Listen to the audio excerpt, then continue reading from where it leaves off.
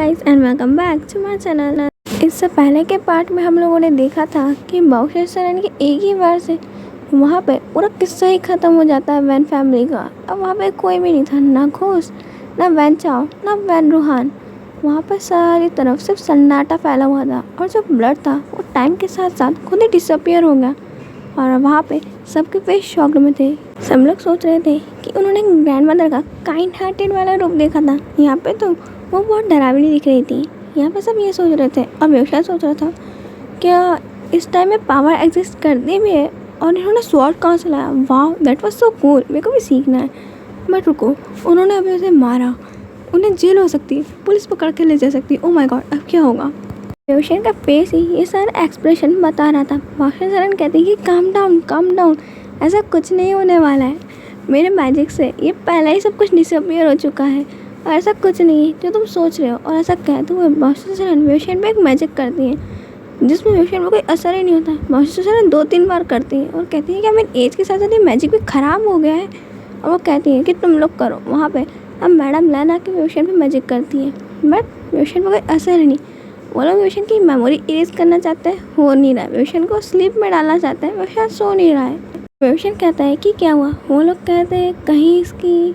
बाउशर सरन कहती है कि कहीं तुम्हारी हीट तो नहीं आ गई। व्यवसाय कहता है मेरी हीट। व्यवसाय कहता है कि नहीं, मुझे तो ऐसा कुछ डिजी फील नहीं हो रहा, ना ही वीक फील हो रहा है। वहाँ पे जो बाजू में लैनवांग जी था वो उसको डिजी फील हो रहा था और वो पूरा पसीने से नहा चुका था क्योंकि व्यवसाय उसके पास बैठा हुआ है। और लैनवांग जी व्यवसाय के पैरामॉन्स से इतना ज़्यादा एडिक्ट हो चुका है अब वो सांस भी नहीं ले पा रहा है। और अगर व्यवसाय उसके पास से दूर गया तो पता नहीं उसका क्या होगा। वहाँ पे और भी अल्फाज को उसकी स्मेल आ रही थी बट वो इतनी ज़्यादा डोमिनेटिंग थी कि वो कुछ कह ही नहीं पा रहे थे। उनके मुंह से आवाज़ ही नहीं आ रही थी। ऐसा लग रहा था किसी ने उनकी वॉइस छीन ली होगी और वो सबके सब आधी बेहोशी की हालत में थे। बाउशर सरन अब उनकी तरफ देखती हैं क्योंकि इतने टाइम से उनमें से किसी ने भी उनकी तरफ तो देखा ही नहीं। सबके सब व्यवसाय को ही देख रहे थे। वहाँ उन ओमेगास को तो फेरोमोन्स का कोई असर नहीं हो रहा था बट वहाँ पर लैनवांग जी की हालत इतनी खस थी। और सब अल्फाज की हालत देख के बाउशर सरन व्यवसाय को कहते हैं कि तुम अपने रूम में जाओ। बट व्यवसाय जैसे ही लैनवांग से दूर होता है, लैनवांग जी जैसे तैसे उठता है और व्यवसाय के को पास से जाके उसे बैग हक कर लेता है। व्यवसाय को जाने ही नहीं दे रहा था। व्यवसाय उससे दूर हटता तो लैनवांग जी फिर से उसे हक कर लेता और उसे सबके सामने नेक पे किस करने लगता है, बाइट करने लगता है और अपना हाथ व्यवसाय के टी शर्ट में डाल देता है। बाउशर सरन कहती है कि बेशरम, इसे भी अपने साथ लेकर जाओ रूम में, भागो यहाँ से तुम सबके सब। लैनवांग जी उस समय सारे मैनर्स भूल चुका था। ये भूल चुका था कि उसके सामने उसके अंकल है, उसके फादर है, उसकी मदर है और बाउशर सरन है। लैनवांग जी ने इतनी बेशर्मी और इतनी सारी चीज़ें तो कभी की ही नहीं थी और अपने अंकल के सामने करने की ये सब कुछ लैनवांग जी की हिम्मत भी नहीं थी। बट व्यवसाय के फेरोमोन्स के कारण लैनवांग जी इतना ज़्यादा एडिक्ट हो चुका है और वो अब खुद पे बिल्कुल भी कंट्रोल नहीं कर सकता। अगर बाउशर सरन उसे रूम में जाने को नहीं कहती तो हो सकता है कि वो यही चालू हो जाता। वो रूम में जाते ही व्यवसाय की टी शर्ट उतार देता है और व्यवसाय की पूरी बॉडी पे किसेस करने लगता है। लैनवांग जी ने व्यवसाय की पूरी बॉडी पे इतनी ज़्यादा किसेस की थी कि व्यवसाय की बॉडी सिर्फ लैनवांग जी के सलाइवा से कवर दिख रही थी। व्यवसाय में लैनवांग जी की क्लोथ्स रिमूव करता है। लैनवांग जी पूरे तरीके से नेकेड था। व्यवसाय सिर्फ लैनवांग जी को घूरे जा रहा था और लैनवांग जी के 6 ऐप पे अपने हाथ फैला रहा था और धीरे धीरे अपने हाथ ऊपर ला रहा था। बट लैनवांग जी उसका हाथ पकड़ लेता है और नीचे लेके जाता है अपने लिटिल ब्रदर पे और उसको टच करके उसे रब करने लगता है। व्यवसाय भी उसे रब करने लगता है और लैनवांग जी को ये अच्छा लग रहा था।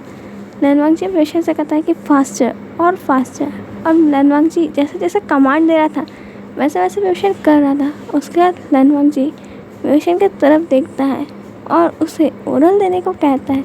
व्यवसाय में इसका मान जाता है। लैनवांग जी को व्यवसाय कहता है कि पर मुझे आता नहीं है, इसलिए लैनवांग जी व्यवसाय को गाइड करने लगता है। व्यवसाय पहले जी के उस पार्ट को लिक करता है, फिर किस करता है और उसके बाद अपने माउथ में लेकर उसे सक करने लगता है। लैनवांग जी का पार्ट व्यवसाय के माउथ में अच्छे से फिट भी नहीं आ रहा था बट तब भी वो लोग कर रहे थे और धीरे धीरे व्यवसाय उसे अच्छे से लिक करने लगा और सक करने लगा जो लैनवांग जी को और अच्छा लग रहा था। लैनवांग जी उसे और भी ज़्यादा हार्डली पुश कर रहा था। व्यवसाय भी उसे और भी अच्छे तरीके से कर रहा था। ऐसा करते करते थोड़ी देर बाद लैनवांग जी का वो पार्ट व्यवसाय के माउथ में ही रिलीज हो जाता है। व्यूशान उसको फेंकने की जगह उसे गल्प कर देता है। लैनवांग जी कहता है कि ये तुमने क्या किया। व्यूशान कहता है कि तुम इतने बुरा भी टेस्ट नहीं करते। ये सुन के ब्लश करने लगता है और अब लैनवांग जी व्यूशान को उठाता है और बेड पे पटक देता है और अब व्यूशान के ऊपर जितने थोड़े बहुत क्लोज बचे थे उन्हें फाड़ के फेंक देता है। वो अपने एग्जिट पे जाता है और व्यूशान को वहाँ पे लिक करने लगता है और धीरे धीरे अपनी फिंगर्स को इंसर्ट करने लगता है और उसके बाद लैनवांग जी व्यूशान के उस पार्ट को किस करता है और अपना पार्ट इंसर्ट करता है। व्यूशान उसे बहुत तेज़ माउंट करता है।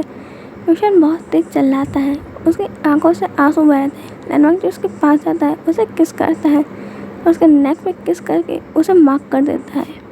लैनवांग जी अब व्यूशान को उसे मार्क करने को कहता है। लैनवांग जी वहाँ से सेक्स भी कर रहा था और व्यूशान को मार्क करने को भी कहता है। व्यूशान उसे मार्क करता है तब उन दोनों की मीटिंग हो जाती है और उनका ये मीटिंग सेशन बहुत देर तक चलता है और इसी के अंदर ही व्यूशान और लैनवांग जी के डुअल कंडीशन के कारण लैनवांग जी को उसकी सारी पावर्स मिलती है।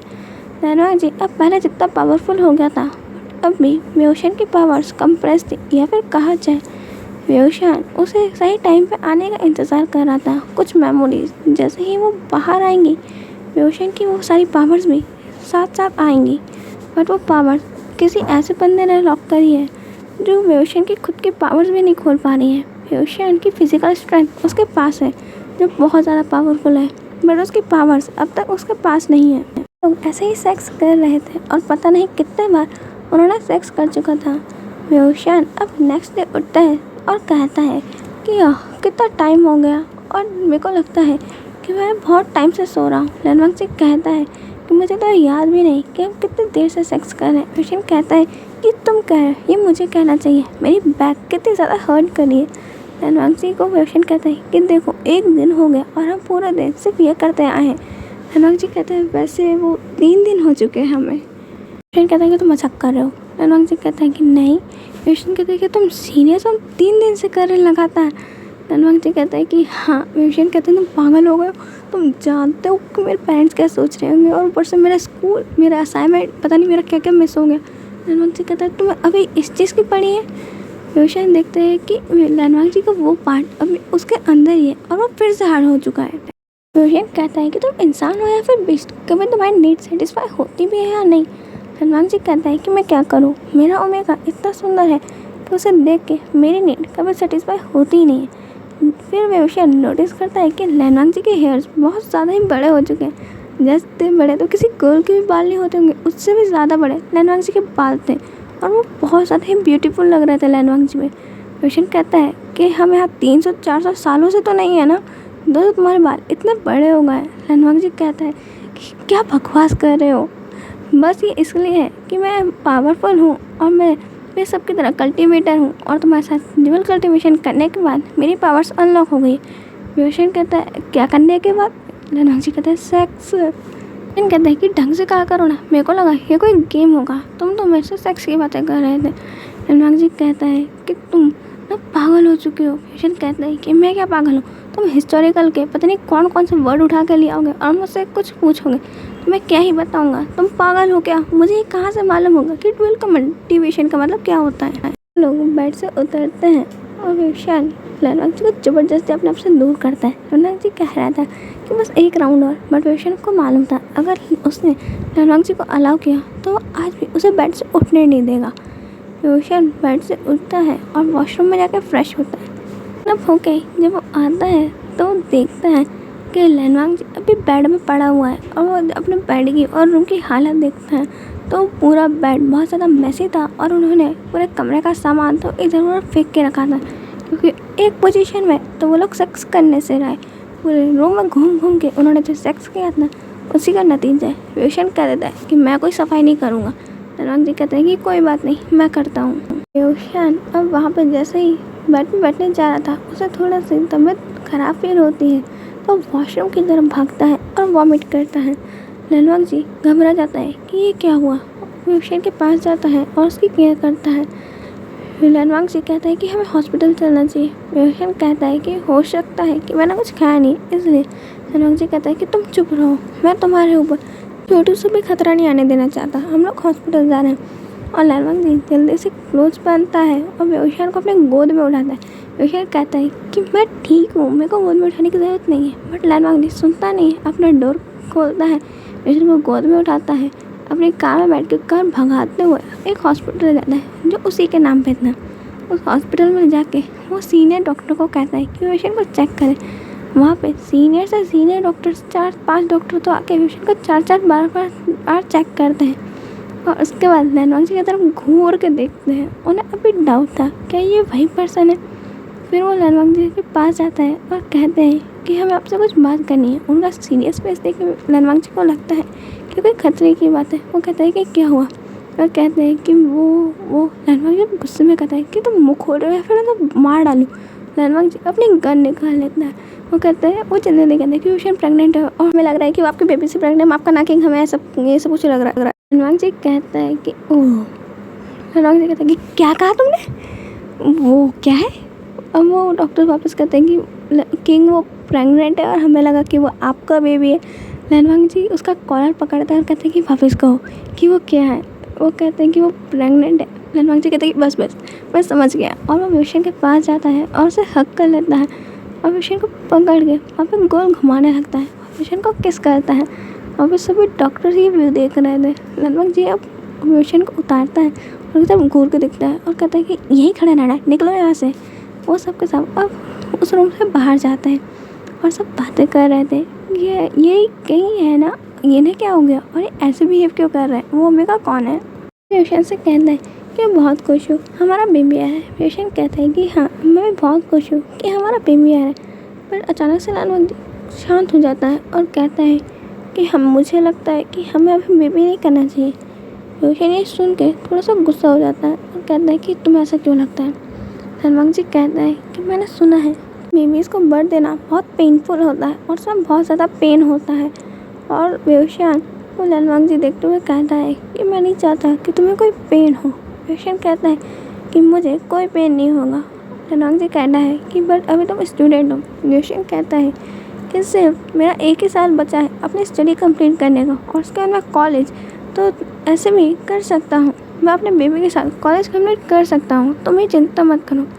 लैनवांग जी कहता है तो मैं तुम्हारी क्लासेस घर पर अरेंज करवा दूँ। मैं कह दूँगा ह्यूंग को कि वो आके तुम्हें घर पर पढ़ा दे। पेशेंट कहता है तुम्हारा मतलब आर्म सर। वो कहता है कि हाँ। फिर उससे कहता है कि इसकी कोई ज़रूरत नहीं है, तुम इतना ज़्यादा परेशान मत हो। बट लैनवांग जी कहाँ किसी की सुनता है। पेशेंट का अभी 1 मंथ स्टार्ट होते ही है तो पेशेंट को थोड़ी सी वॉमिटिंग वगैरह और थोड़ी उसके सुबह मॉर्निंग सिकनेस होती है, उसकी थोड़ी तबीयत खराब रहती है जिसको लैनवांग जी इतना सीरियस ले लेता है। लैनवांग जी ने अपने साथ साथ अपने सभी भाइयों को उठा के रखा होता। वहाँ पे लैंजी चैन आधी नींद में अपनी आँख मसलते हुए कहते हैं कि प्लीज़ अब तो हमें सोने जाने दें। लैनवांग कहते हैं बिल्कुल नहीं, अब जाओ और पेशेंट के लिए उसका फेवरेट फूड बनाओ। वो कहते हैं कि नहीं एक काम करो, अब जाके पानी थोड़ा सा गर्म कर दो और उसे एक बैग में भर के पेशेंट को दे दो, वो पेशेंट को अच्छा लगेगा। लैंजी चैन कहते हैं कि प्लीज़ हमें छोड़ दे और पेशेंट से कंप्लेंट करने लगते हैं कि पेशेंट थोड़ा अपने अल्फ़ा को समझाओ, वो पागल हो चुका है, इतनी सी बात के लिए वो हमें रात भर जगा रहा है। लैनवांग जी कहते हैं कि आपकी हिम्मत कैसे हुई मेरे पेशेंट से कंप्लेंट करने की, देखो बेचारा कितना ज़्यादा वीक हो चुका है। जबकि लैनवांग जी ने पेशेंट को खिला के एक क्यूट सा चबी रैबिट बना दिया था। उनकी प्रेगनेंसी न्यूज़ सबको बहुत ज़्यादा खुश कर रही थी। वहाँ पर सब लोग ही पेशेंट का बहुत ज़्यादा पहले से भी और भी ज़्यादा ख्याल रख रहे थे। और अब तो सेकंड फैमिली यानी कि लैन फैमिली भी है पेशेंट का ख्याल रखने के लिए। लैन फैमिली के सारे मेंबर्स अब जंग मैंशन में शिफ्ट हो गए थे, सब के सब वहीं रहते हैं और पेशेंट का ढेर सारा ध्यान रखते हैं। कोई भी पेशेंट को अकेला छोड़ ही नहीं रहा था, हमेशा पेशेंट के साथ कोई ना कोई तो होता ही है। 4-5 लोग पेशेंट के साथ ना हो ऐसा होना तो नामुमकिन है। अब धीरे धीरे पेशेंट की प्रेगनेंसी बढ़ती है और उसकी बेली शो होने लगती है। पेशेंट अपने आप को हमेशा मिरर में देखते रहता है और अपनी बेली को टच करता है और मिरर में देख के ही अपनी बेली अपनी बेबी से बातें करते रहता है और उन्हें